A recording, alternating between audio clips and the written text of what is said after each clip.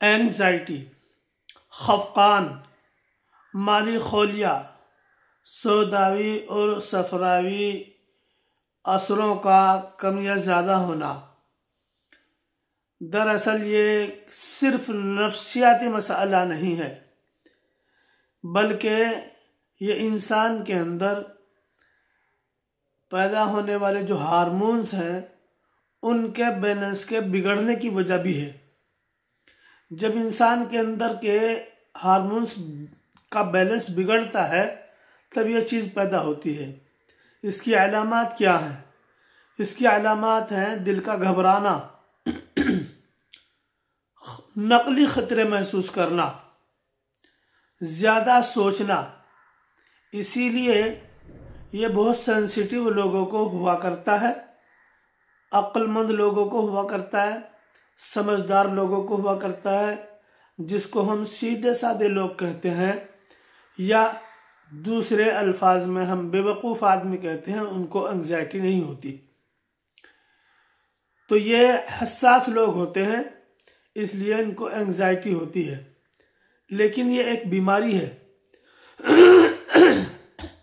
जिसमें दिल घबराता है, सांस भी डिसबैलेंस होती है और कभी कभी सांस रुकती हुई महसूस होती है, जी मथलाता है। ये हल्की फुल्की सबको होती है, ये फितरी है। लेकिन जब हालात ज़्यादा ख़राब हो जाए तो मामला गड़बड़ होता है, और वह मामला जब गड़बड़ होता है तो फिर दौरा भी पड़ सकता है, बेहोशी भी हो सकती है। तो ये इस हिसाब से अगर देखेंगे आप तब ये नज़र आएगा कि ये एक दवा का मसला है, इसमें कोई दवा होनी चाहिए। लेकिन जब आप इसको नफ्सियाती एतबार से देखोगे तो आप पाओगे कि ये आदमी अपने आप को मजलूम समझता है और इसने अपने दिमाग के अंदर अपने खुद दुश्मन खड़े किए होते हैं। सोच ऐसी हो जाती है कि हमेशा मनफी सोचता है, छोटी बात को बड़ी बना लेता है और फिर उसी के ताल्लुक से बहुत ज़्यादा सोचता रहता है और उससे बाहर नहीं निकल सकता। इसीलिए इसके अपने रिश्तेदारों से रिश्ते खराब रहते हैं और उनसे दूरी बना लेता है। जो लोग ना समझ होते हैं और इस मर्ज को नहीं समझते तो उसके रिश्तेदार भी उससे दूर हो जाते हैं और ये और इसके मर्ज को ज़्यादा करता है, क्योंकि तन्हाई भी इसकी एक वजह होती है। जब आदमी तन्हा होता है तो और ज़्यादा पनपता है ये मर्ज। अब हम इस बात की तरफ आते हैं कि आखिर इसका इलाज क्या है। इसका इलाज है कि हम हल्की फुल्की ग़िज़ाएं खाएं, लोगों से बातचीत करें और अपने आप को समझें, बहादुर बने। ये बहुत अहम है, बहादुर बने, अल्लाह पर भरोसा करना सीखें, अपने ऊपर भरोसा पैदा हो जाएगा। जब आप खुद पर भरोसा करेंगे, अल्लाह पर भरोसा करेंगे, तो आप हर खतरे से लड़ने की हिम्मत रखेंगे। लोगों से बातचीत करें।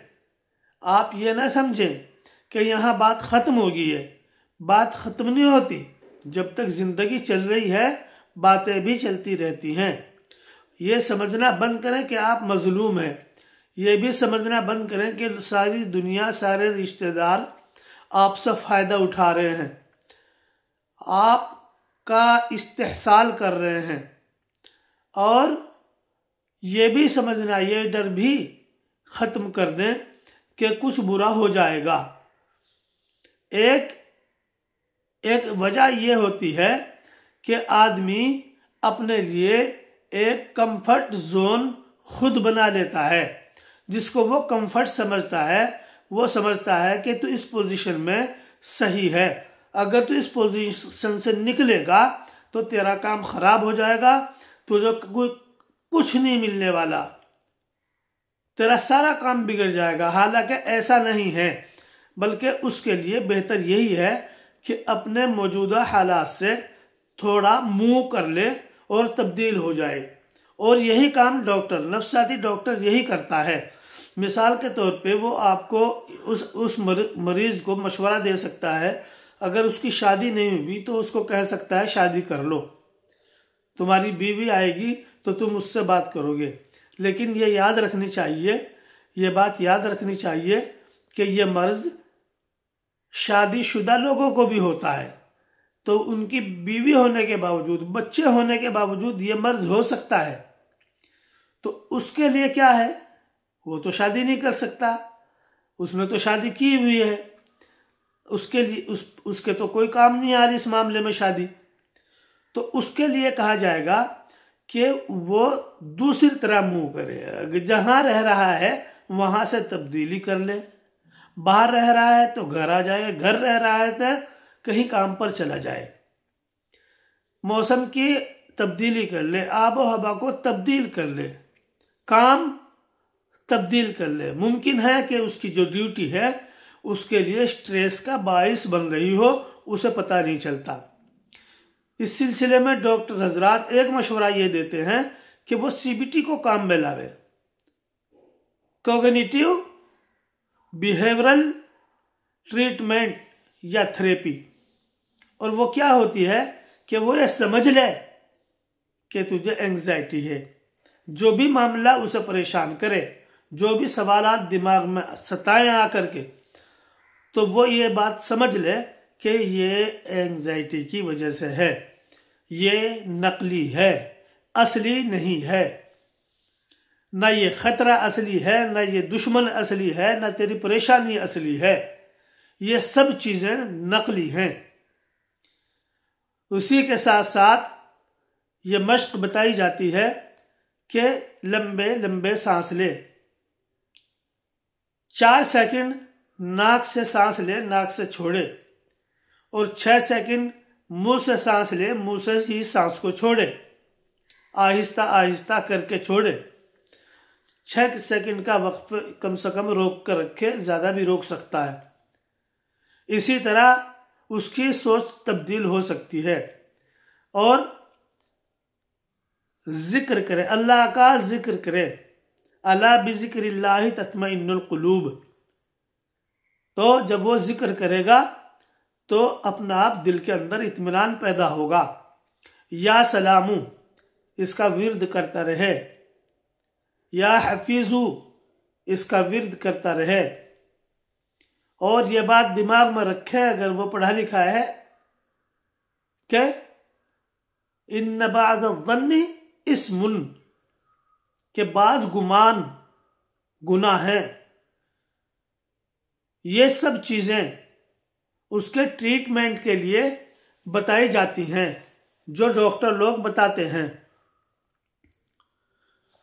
अल्लाह पर भरोसा, अल्लाह पर तवक्कल, वमन यतवक्कल अलल्लाहि फहुवा हस्बु, ये चीज जहन में रखे। हस्बुनल्लाहु व निअमल वकील।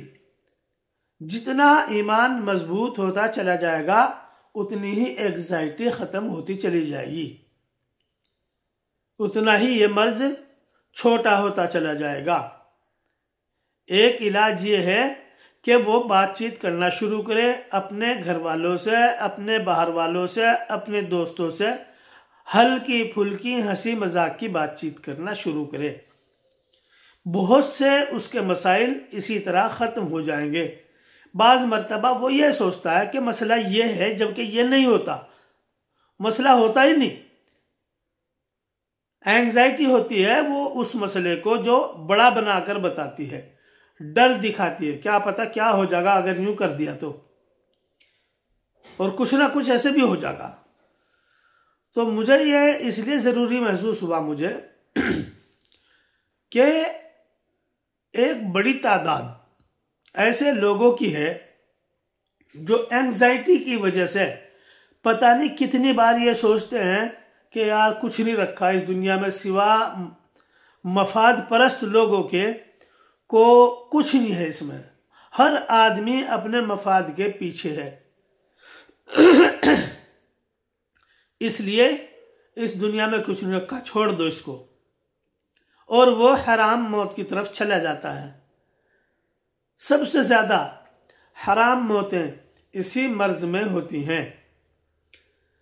और ये मर्ज भी बच्चों का है ना बूढ़ों का। बूढ़ों को भी एंजाइटी बहुत कम होती है, बहुत ही कम। जवानों का है ये मर्ज। और ये समझ करके दुनिया सारी की सारी मफाद परस्त है, मतलबी है। ये सोच करके वो खुद मतलबी बन जाता है, खुद गर्ज बन जाता है, सिर्फ अपनी सोचता है। और अपने कहां तक सोच सकता है आदमी, ये इतना लंबा नहीं चल सकता। इसलिए मेरे दोस्तों, अगर आप भी अपने आप को चिड़चिड़ा महसूस करते हैं, दूसरे अपने भाइयों से, दोस्तों से, करीबी लोगों से गुस्सा आ रहा है, कोई वजह भी समझ में नहीं आ रही, तो ये हो सकता है आपके काम का दबाव हो। और सबसे बड़ी बात यह है कि काम का दबाव भी उसी वक्त महसूस होता है जब एंजाइटी होती है। अल्लाह ताला हम सबको सेहत और तंदुरुस्ती अता फरमाए।